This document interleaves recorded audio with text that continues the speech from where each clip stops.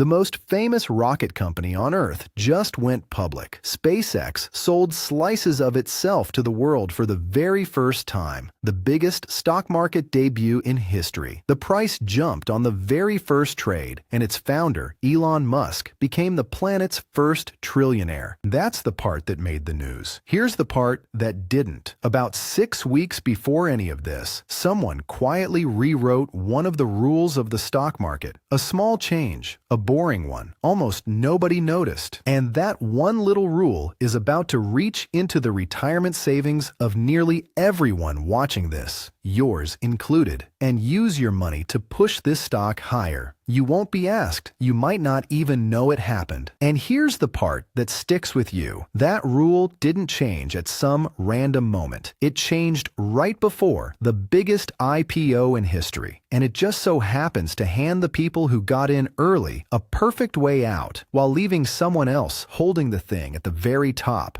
That someone is you. Was that a coincidence? Maybe. Or maybe a company worth more than most countries has a way of getting the rules it needs. I'm not going to tell you which. By the end of this, you'll have every fact you need to decide that for yourself. Let me show you how this trap got built, one boring little rule at a time. First, what actually happened? SpaceX did something called an IPO. Forget the scary letters. Imagine a kid named Sam builds the best lemonade stand in town. Everybody loves it. One day, Sam says, instead of owning all of this by myself, I'm going to sell little slices of my stand. Buy a slice, and you own a tiny piece of every cup I ever sell. That's it. That's an IPO. A company that used to be private, owned by just a few people, sells little ownership slices to the public for the first time. The slices are called shares. SpaceX stayed a private little club for about 20 years. Then, the doors swung open, and for the first time ever, anyone could buy a slice. A lot of people did. Many more still will. Most without lifting a finger and without even realizing it. To understand why, you first need to meet the thing that's about to buy it for them, with your money. Here's the thing. Most people don't actually pick their own stocks. You probably don't either. Instead, your money goes into something called an index fund. People call it an autopilot shopping cart for money. But let's be honest about what it really is. It's a machine. The single dumbest, richest buyer on Earth. Here's how it works. There's an official list of the country's biggest companies, and that list has a name. It's called a stock index. You've heard of one, the S&P 500, the 500 biggest companies in America. The machine just automatically buys a tiny piece of every company on that list. Every paycheck, a little of your money goes in, and the machine quietly buys the whole list for you. You don't choose, you don't even look. Your 401k almost certainly runs on this exact machine. And normally, it's a good thing. Boring, cheap, spreads your money out so no single flop can wreck you. But the machine follows one rule, and only one rule. On the list, buy. But is it a good price? Not my job.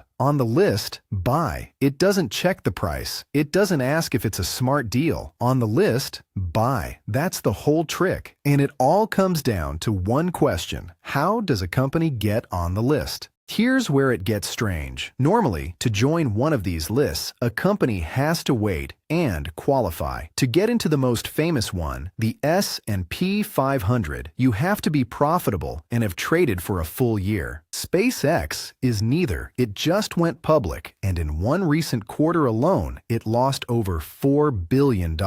That front door stays shut until at least 2027. So SpaceX went through a different door, the NASDAQ 100, the 100 giants inside the popular QQQ fund that a lot of 401k plans hold. And about 6 weeks before the IPO, NASDAQ quietly rewrote its rulebook. New listing this big, make it 15 trading days, not 3 months. And that old rule, that enough shares have to actually be for sale, drop it. The old rule, a new company seasons for roughly 3 months before the machine is allowed to buy it. The new rule, which went live on the 1st of May, a giant new company can be forced in after just 15 trading days, and the requirement that enough shares actually be available to buy.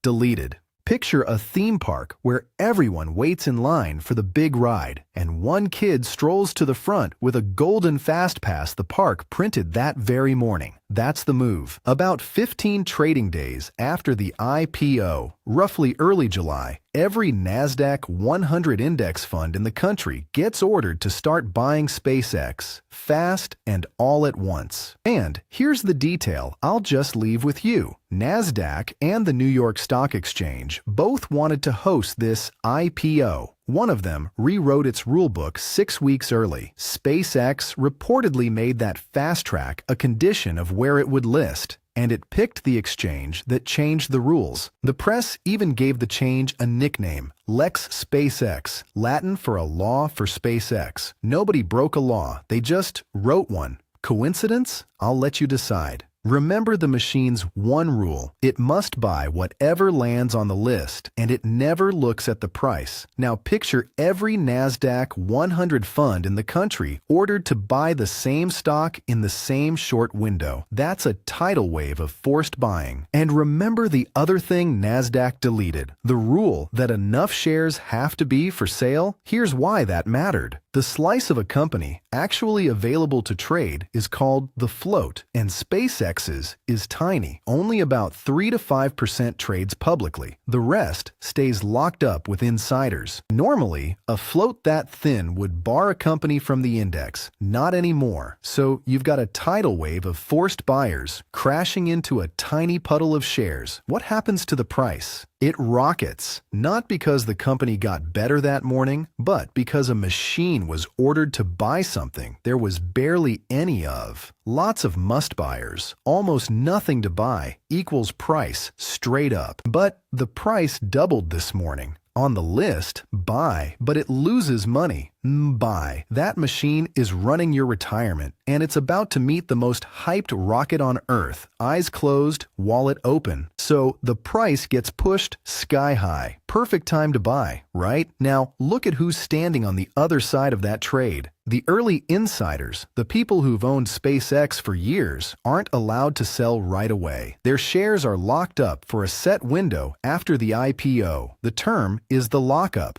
Then the lockup expires on a schedule over the coming weeks and months. So at the exact moment the machine is forced to shove the price up, the early owners are finally free to quietly hand their slices over to the machine, to you. Thanks for the lift. I'm out. And notice the difference. The machine has no choice. It must buy at any price. The insider has every choice. And when the lockup lifts, the smart move is to sell high straight into that forced buying. One side is forced to buy. The other is free to sell. Guess which side the machine signed you up for. Now line up all three pieces. A fast pass onto the index, so the forced buying comes early. A tiny float, so there's barely anything to buy. An expiring lockup, so the insiders sell right into the wave. 3 boring rules. 1 shape. Somebody has to be the last one in, so the early people can get out. In markets, that person even has a name, the exit liquidity, and the machine just volunteered you for the job. You, the smallest person in the room. And what exactly is the machine buying for you at that sky-high price? Let's actually open the lemonade stand's books. It priced at $135 a share and popped to $150 on the very first trade. Last year, SpaceX brought in around $18 billion.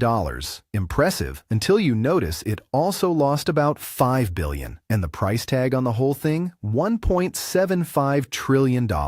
There's a number for that. It's called price to sales, the price compared to everything the company sells in a year. SpaceX's, by some counts, more than 90 times for a company that isn't turning a profit yet. In 5-year-old terms, imagine paying $90 for a lemonade stand that takes in $1 a year and still loses money on every cup. And we've watched this movie before. The price pops on day one. Everyone who got in early feels like a genius. Then the forced buying winds down, the insider shares unlock, the early owners start selling, and the price drifts quietly back toward what the thing is actually worth. The people who bought the hype at the very top are the ones left holding it. The pop is loud, the sag is silent, and the person buying automatically at the top almost never hears the quiet part coming. To be fair, SpaceX will only ever be a small slice of your fund. This one stock won't sink your retirement. But small slice or not, you're still being marched in to buy it at the top, on autopilot, without ever casting a vote. Now, there's a real argument on the other side, and I'm going to give it its best shot. Because here's the honest other side. SpaceX is not a scam. It's a genuinely incredible company. Incredible enough that its founder became the first trillionaire who ever lived. Its real moneymaker is Starlink, internet beamed down from space, which is most of its income, and actually does turn a profit. The fans say rockets, satellites, maybe even Mars someday. You're not paying for last year's dollar, you're paying to own the future. And they might be right. That's the honest part. Maybe the future really is worth a fortune. This was never a story about whether SpaceX is a real company.